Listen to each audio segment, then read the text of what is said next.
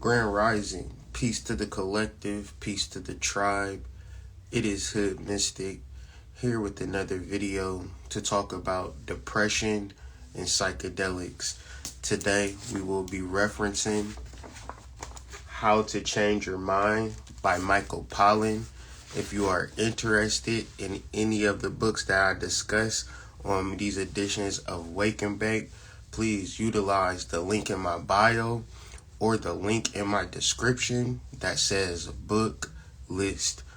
Once you get there, you'll see various links that you can click and you can access these reading materials, because even though this is a sign of good faith and this is a sign of goodwill, it's very important that you do the knowledge for yourself. You gotta understand this type of stuff.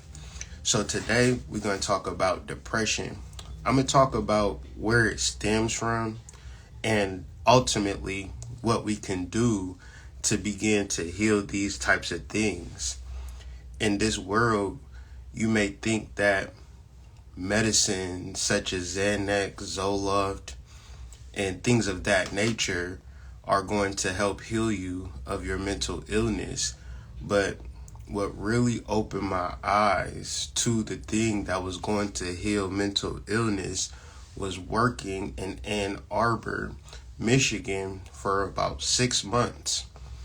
And the people that I was meeting and the things that they were doing for healing.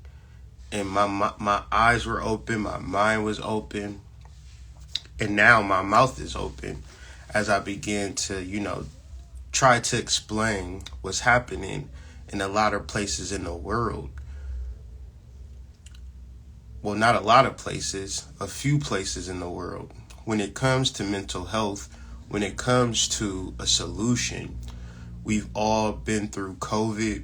We've all been through 2008 financial crisis. A lot of us lost our jobs and our livelihood. In 2001, we had the Twin Towers fall. And then in between that, whatever life has given you, death, relationship struggles, education, financial troubles, all of these things put a toll on our mental health. And for Black people, we do not have a solution. And for people in general, they do not have a solution. The medical industry, although they make billions of dollars prescribing antidepressants, the reality is antidepressants is not a solution. The solution is written in this book, How to Change Your Mind by Michael Pollan. I would meet so many different people from all walks of life, and we was all united under the mushroom. And I did not know that you could capsulize mushrooms and you could use mushrooms specifically as medicine, specifically as a vitamin, specifically as a supplement. So we're reducing the psychedelic experience, and we're talking about a pill, right? Like you would take a Xanax or a Zoloft. You're not taking these particular pills so you can get high off them, right? Some of us. However, when you take a small dosage of psilocybin pills, you are effectively treating your depression, okay? This is what I see with my own eyes, right? And this is why I'm so passionate and avid about it, because I want to tell my people about something that they might not know about, because I swear to God, I didn't know about it. I didn't know that psychologists, therapists were saying, if you have a caring therapist and they're prescribing you things and they know that these things aren't helping you and they got to see you week after week, day after day. Well, some of these therapists were reading John Hopkins articles. Some of these therapists were reading this book, How to Change Your Mind. Some of these psychologists was watching Netflix, How to Change Your Mind, and said, that's an interesting idea. I cannot prescribe you psychedelic mushrooms, But I do know this company that sells capsules. Why don't you give them a call? And my black ass come knocking on their door. Hey, yeah, my therapist recommended you. Your therapist recommended you. Your psychologist recommended you. I seen this every single day when I was working in Ann Arbor, Michigan. I seen it every single day. Therapists, psychologists, medical professionals recommending to their patients, hey, this Zoloft ain't really doing shit for you. This Xanax is actually making you crazy. And because I'm a human being, I have compassion in my heart, and I can't help you professionally, but I can give you some advice. It's these people on the internet. Call them up, send them a text message, send them an email. It's gonna be a little sketchy. I'm not even gonna lie to you, but it's decriminalized in Ann Arbor. And since it's decriminalized, you don't gotta worry about the prosecutor criminal writing up criminal charges. As long as you keep it under a certain amount, go out there and get your healing. And do you know, looking at these people eye to eye, face to face, and them telling me, Kyrie, you changed my life. You changed my life. I think about this man every single day, how disheveled he looked when I first saw him. How mushy meshy he was. I don't know. He just looked at a hot mess. He tried microdosing. He microdosed for 2 weeks. I seen this nigga 2 weeks later. He looked like a GQ model. I said, damn, bro, you beautiful. Pause, no homo. He said, thank you. Every day, people tell me, thank you. Thank you, Kyrie. Thank you, Kyrie. This ain't about spiritual. This is something that I seen with my own eyes, observed it, said, oh shit, people need to know about this. Because I know people struggle with depression. I know people struggle with anxiety. I know mental health is a thing. Now, how you look at psilocybin, how you look at microdosing, how you look at mushrooms is related to how you look at it in the form of medicinal. Give me 1 second.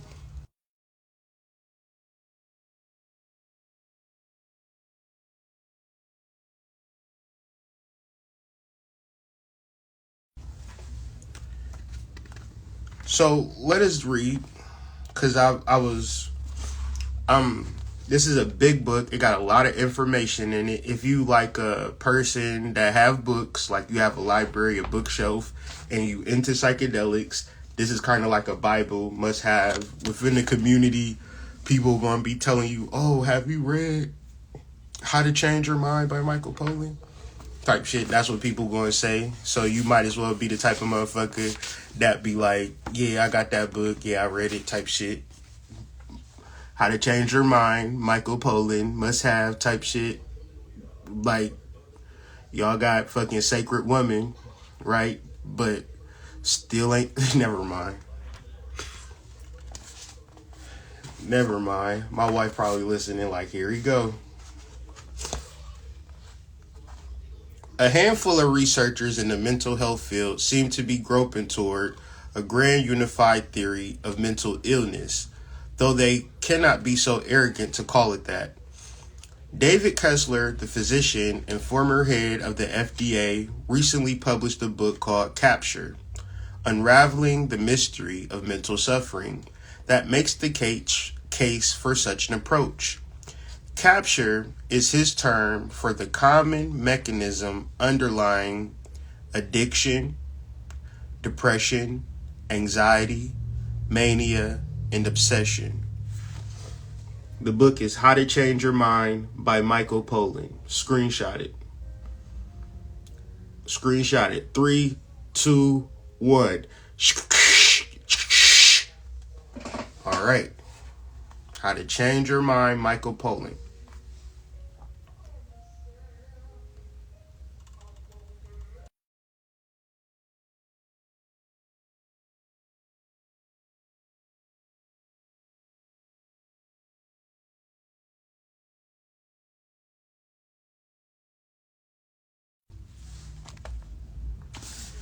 All right. So, capture is the term or the common mechanism of underlying addiction, depression, anxiety, mania, obsession. And what we're about to do is explain how depression happens, how it occurs, and how we could develop a specific solution towards depression. In his view, all these disorders involved learned habits of negative thinking and behavior that hijack our attention and trap us in loops. So let's read. This is something that you got to sit with, think about, and process, because your negative habits and your negative loops are more of like personality traits at this point. And when it's a personality trait, you don't have to really adjust it or change it or even look at it or examine it. Hey, because this is what makes you you. You know, the bullshit that we tell ourselves. So addiction, depression, anxiety, mania, obsession, these disorders involve learned habits of negative thinking and behavior that hijack our attention and trap us in loops. I'm laying out the problem so we can lay out the solution, okay? If you don't understand the problem, you're not going to understand the solution, and then you're going to get up under scam artists and be scammed the whole entire time and never really address your brain processes. So what's more important to y'all? Processing and healing the inner parts of your brain, right? Or listening to niggas spit hot mumbo jumbo about, you know, the what they talking about now? The ancestors, AI, what they talking about now? Right? I think people do you a disservice by getting on this internet and referencing themselves when you have a platform. When you have a platform to heal, when you have a platform to assist. I don't have a large platform like that. But the platform that I do have, I owe it to y'all to provide information that's able to help y'all and heal y'all, because that's more important. What I'm going through is not important. You know what I'm saying? If you can heal your neurogenesis, become a better mother, become a better father, become a better lover, brother, sister, son, daughter, then that's what's up. You following the trends and seeing what this nigga got going on and what that nigga got going on, that's a negative and learned habit that's keeping you depressed. And I want to address that.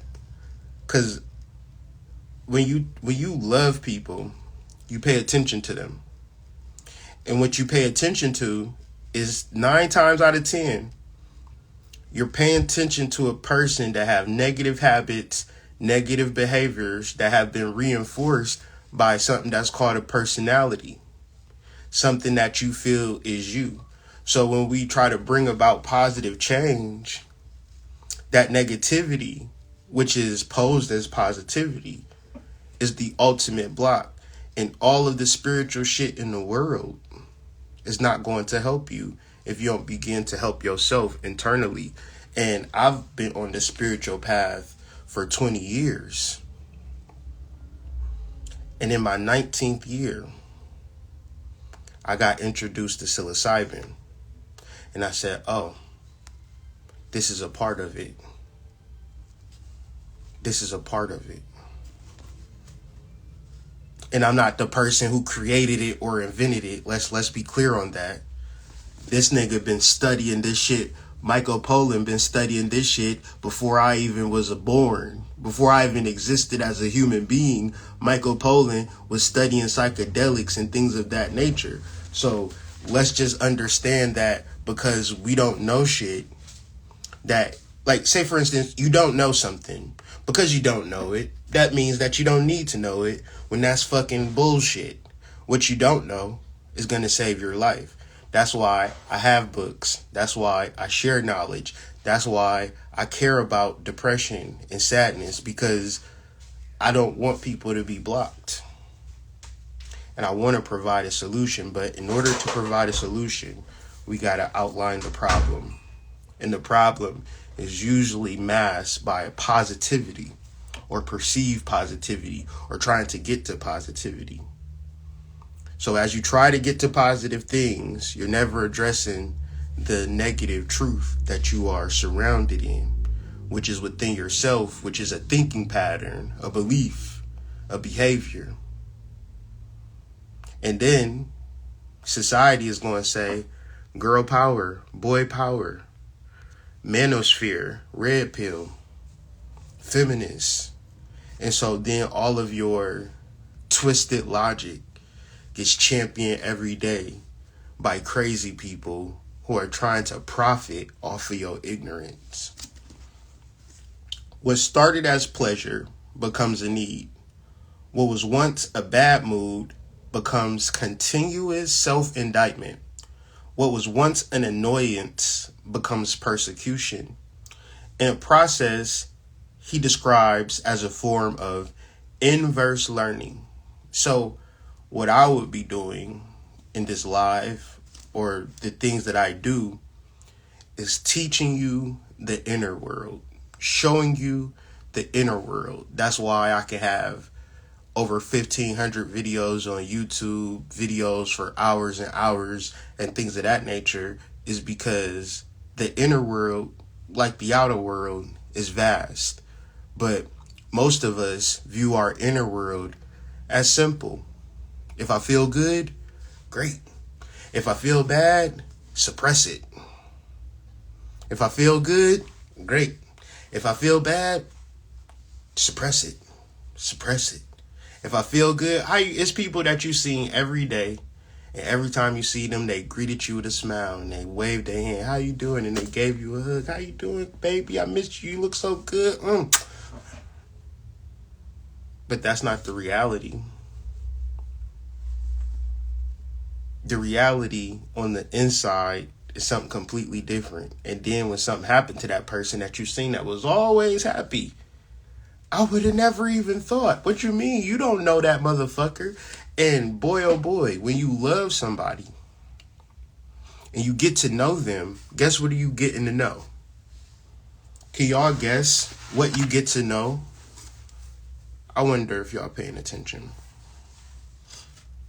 What do you gain from getting to know a person? What do you find out about that person?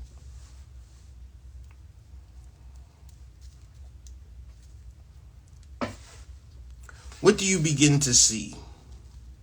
At first, it's like, oh, this person is so cute and adorable and so fun. Oh, we vibe.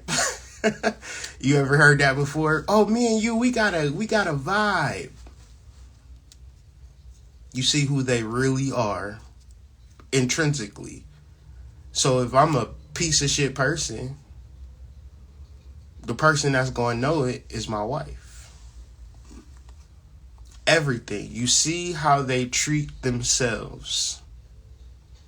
You see how they treat themselves. And sometimes you can be blinded.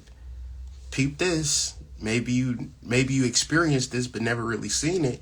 How you treat them, right? How you treat them is blinding you from how they treat themselves. Because the inner knowledge is something that's not taught. So how to change your mind would be how to talk differently to yourself. And if you met a person in their 20s, 30s, 40s, how they've been talking to themselves is well established. I ain't never gonna be shit. I ain't never gonna be happy. I'm such a fuck up. I'm such a dirty whore. I'm such a dirty slut. Whatever you don't know. You be fucking surprised what people say to themselves. You would get into the mind of, oh, Miss Jenkins. You be like, Miss Jenkins, you was not no dirty slut, girl. You was 89 years old, lady. What is you talking about? The mind is a trip, boy. How people reflect upon themselves You will have no idea. And that's what you get to. This is the great reward of I'ma date you and get to know you. Most people don't understand this. Most people think they get in the dick. Most people thinking they get in the muscles. Most people thinking they get in the wonderful smile. But what you really getting is how they inversely converse with themselves, which could be an amazing, wonderful experience if you ever meet somebody that has learned the value of positive self-talk, of self-love, of understanding others through understanding themselves. If you ever come in contact with a pillar of the community. Every time we respond to a stimulus, we strengthen the neural circuitry that prompts us to repeat the same destructive thoughts or behaviors. Could it be the science of psychedelics has a contribution to make to the development of the grand unified theory of mental illness, or at least some of mental illness? Most of the researchers in the field have become convinced that psychedelics operate on some higher order mechanisms in the brain and mind. I'm going to repeat that. Most researchers in the mental health field have become convinced that psychedelics operate on some higher order mechanisms in the brain and mind. Mechanisms that may underlie and help explain a wide variety of mental and behavioral disorders, as well as, perhaps, garden variety unhappiness. And it's a level, because you do have addictive personalities that want to deal with the mushrooms in the same way they deal with the weed, or deal with the food, or deal with the drugs that you can't get enough of. See, psychedelics is not a drug. Psychedelics is a medicine. It is a vitamin. The first lesson I ever got on psychedelics was something that went in one ear and out the other. Because my personality, which was a mental illness, which was an addiction, which I didn't realize because your addiction and your anxiety and your depression does not separate itself from you. So when people give you positive information and pat you on the back and tell you a good girl, pat you on the ass, tell you a good girl, you a good boy, we can't receive it because our mental illness has been tattooed to our fucking brain. And because our mental illness is a thought and a behavior, we're not able to see it. And we're trying to point the finger and point the blame and hate everybody and, don't let us get into a relationship. Don't let us get into a relationship, because now that we're in a relationship, our fucking psychosis can come out to play. Because now it is you that is walking outside with leggings, and now all the guys is seeing your ass and your print. That's making me mad and angry.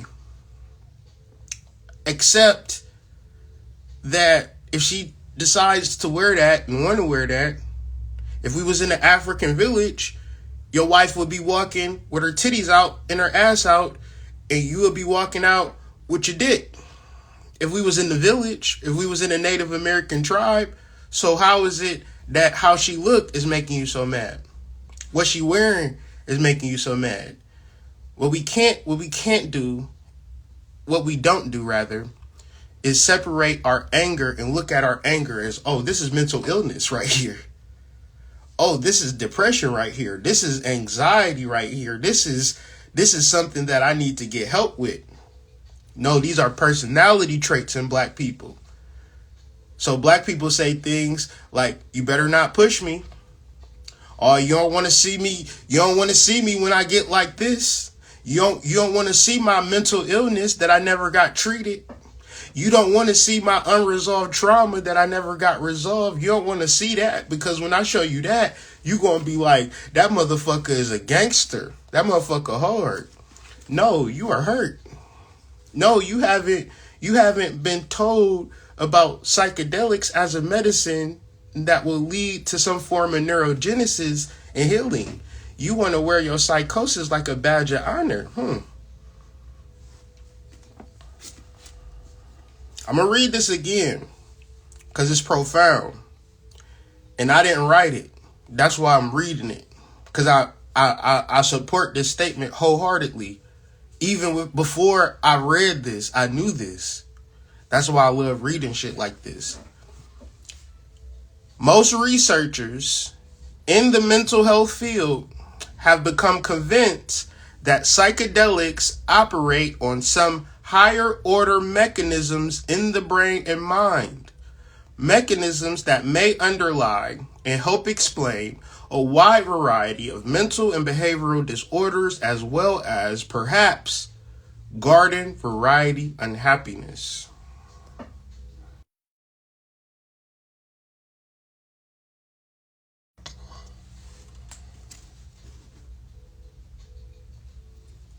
It could be a straightforward notion of a mental reboot that jolts the brain out of a destructive pattern, affording the opportunity for new patterns to take root.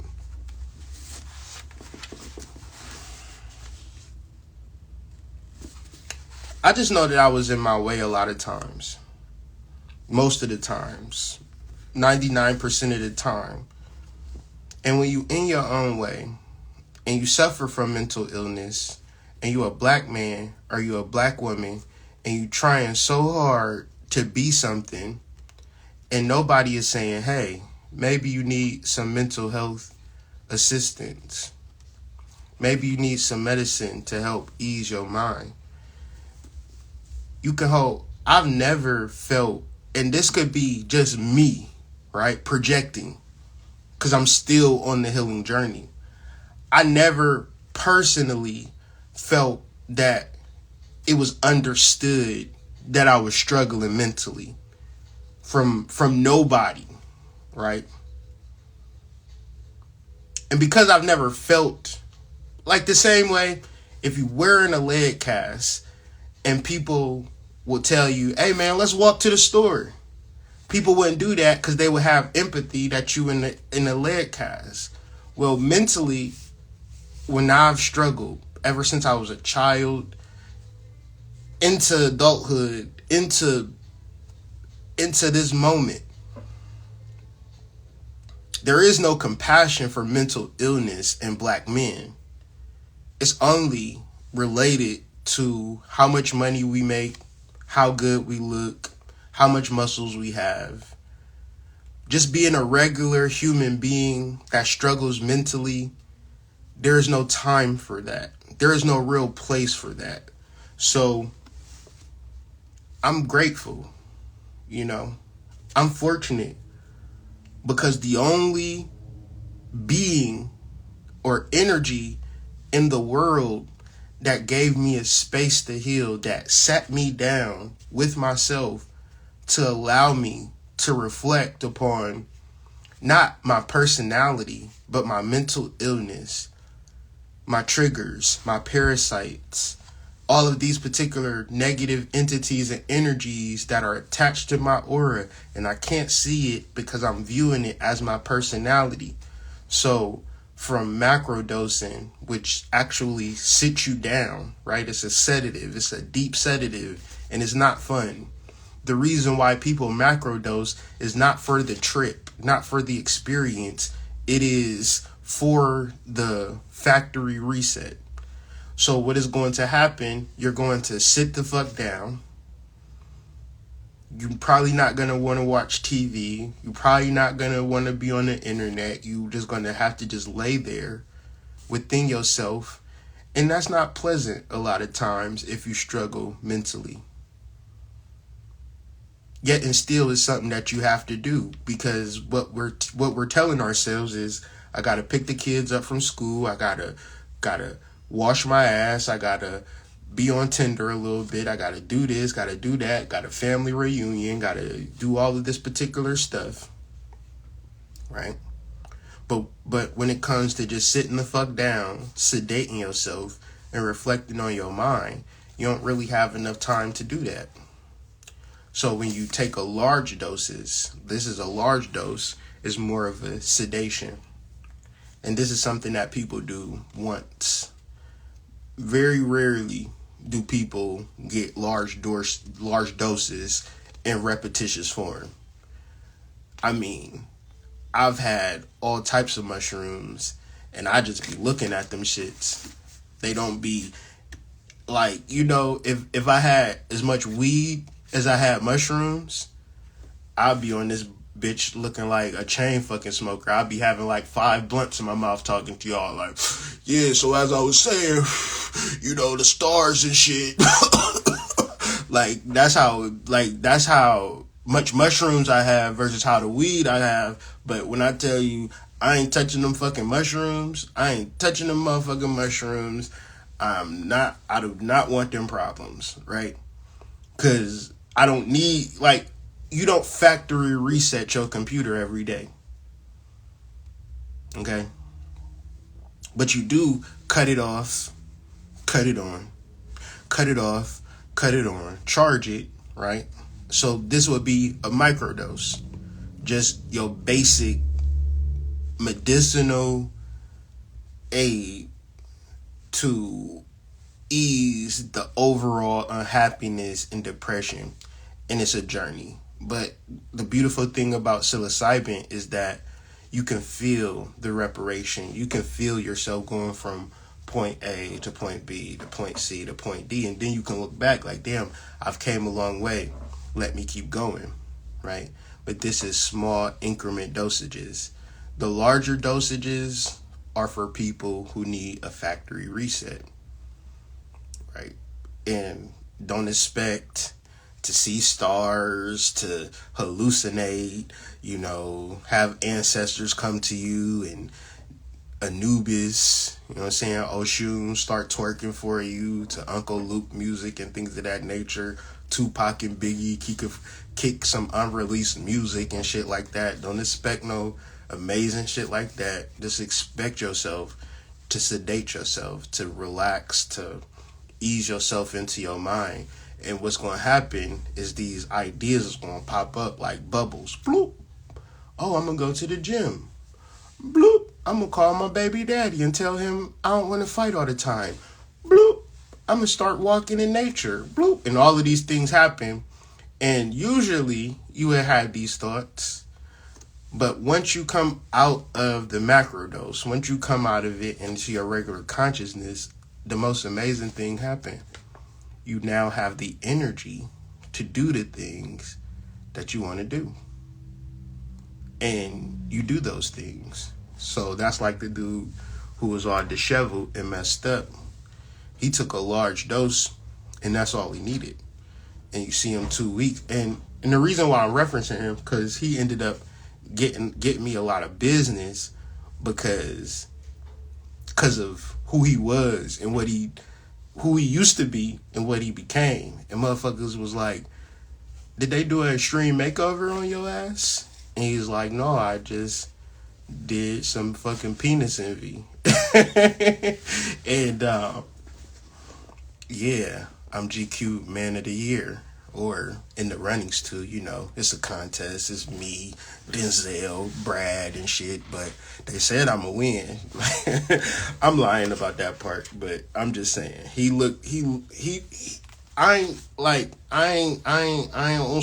don't shorty swing my way that way, but his transformation was so fucking jarring that people was like, how the fuck did that happen? And he said psilocybin. So once again, get a haircut, bloop. Go to the thrift store, get some new clothes, bloop. And he probably had them thoughts, but the dosage sit you down so deep Then it bring you up, and now you like, all right, get some clothes, get a haircut, do the thing. And for me, that's how it works for me. Why am I telling y'all this? Because if it do not work like that for you, and it's a struggle for you mentally, well, this could be a solution. And as you use it, understand the difference between micro and macro. Okay? Understand that major difference. So I always suggest I feel like everybody should microdose. You don't necessarily have to buy capsules or buy mushrooms. You could learn how to grow your own mushrooms and create your own situation and just have your own shit, you feel me, that you know about. We got books. Like me and my wife, we regular people, went to public school, but Amazon got books on the subject. We learned about the subject, implemented, applied the knowledge, and the mushrooms grow themselves. So, I mean, what else is you doing type shit? Learn a new skill, learn a new trade, help people in your community. Yeah, you can do. It's like, think of it as vitamin D. You know what I'm saying? Think of it as vitamin A. Now, if vitamin A or vitamin D causes you to trip the fuck out, then don't microdose. But if you take multivitamins before you go to work, same way you would take a microdose. We're talking sub-psychedelic. And if you take one capsule and you trip the fuck out, you either took too much or it's just not for you. And you gotta give your time. Some motherfuckers do not smoke weed. Some motherfuckers do not drink. Some motherfuckers do not do heroin. Some motherfuckers do not, get their booty licked. You know what I'm saying? We all got different things. I'm not saying this is an end-all, be-all. It definitely was an eye-opener for me. It definitely worked for me. But I can't say that it's going to work for everybody. But I'm just trying to provide a solution for people who don't understand mentally that they've been going through life one way and not being able to self-reflect effectively to really see themselves. Usually we use other people as our guide, but other people got their own shit to worry about. So we get confused in that too. So How to Change Your Mind, Michael Pollan. Good book. I feel like y'all should get it. Y'all should read it. It should be in your library if you like to read books and or if you're in the psychedelic community. Appreciate y'all for tapping in with me. Y'all can get this book if y'all go to the link in my description. Look for, or the link in my bio, link in my description. Look for How to Change Your Mind, look for book list. Once you find book list, click that and you will see all the books that I've been talking about on these editions of Wake and Bake. Thank y'all for tapping in with me. Shout out to y'all IG. Much love, peace, and prosperity to you and your family. There is solution, there is help, and just ashe to the ancestors. Grateful for being guided, being led, and follow my promptings, and I suggest you do the same. So with that being said, y'all have a wonderful, wonderful day, and learn something, research something, gain some information, follow your soul, things of that nature. And I'll see y'all on the flip side. Peace.